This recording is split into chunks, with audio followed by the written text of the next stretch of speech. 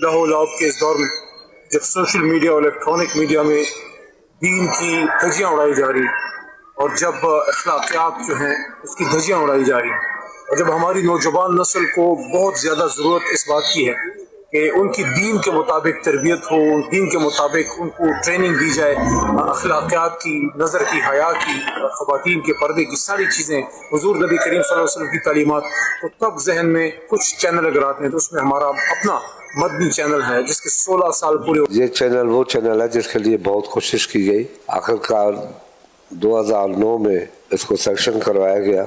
میں امیر اہل سنت کو مبارکباد دیتا ہوں۔ 16 سال میں جو ہے وہ دینی حوالے سے مدنی چینل نے بڑی خدمات انجام دی ہیں، یہ بڑی خدمت ہے، دل کی گہرائیوں سے مبارکباد پیش کرتا ہوں۔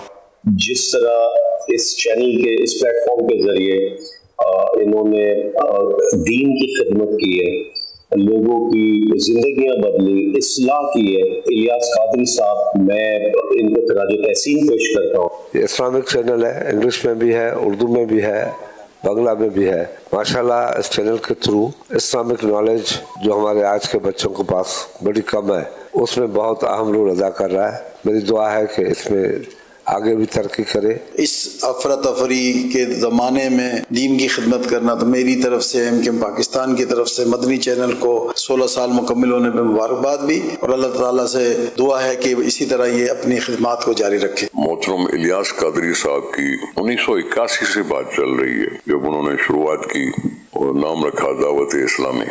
یہ بڑی اچھی بات ہے کہ انہوں نے مدنی چینل بھی کھولا، اور مدنی چینل نہ صرف ایک زبان میں 3 زبانوں میں چلتا ہے۔ بہت سارے مسائل جو ہیں وہ ڈسکس ہوتے ہیں اور الحمدللہ وہ مدنی چینل پہ بھی ہم دیکھتے ہیں اور فیس بک پہ بھی چلتے رہتے ہیں۔ اور جس طرح آپ گائیڈ کریں نوجوانوں کو، ان میں دین کی سمجھ اور دین سے محبت اور سرکار مدینہ حضور نبی کریم صلی اللہ علیہ وسلم کی غلامی میں آپ ان کو لا رہے ہیں، میرے دل سے آپ کی دعائیں نکلتی ہیں۔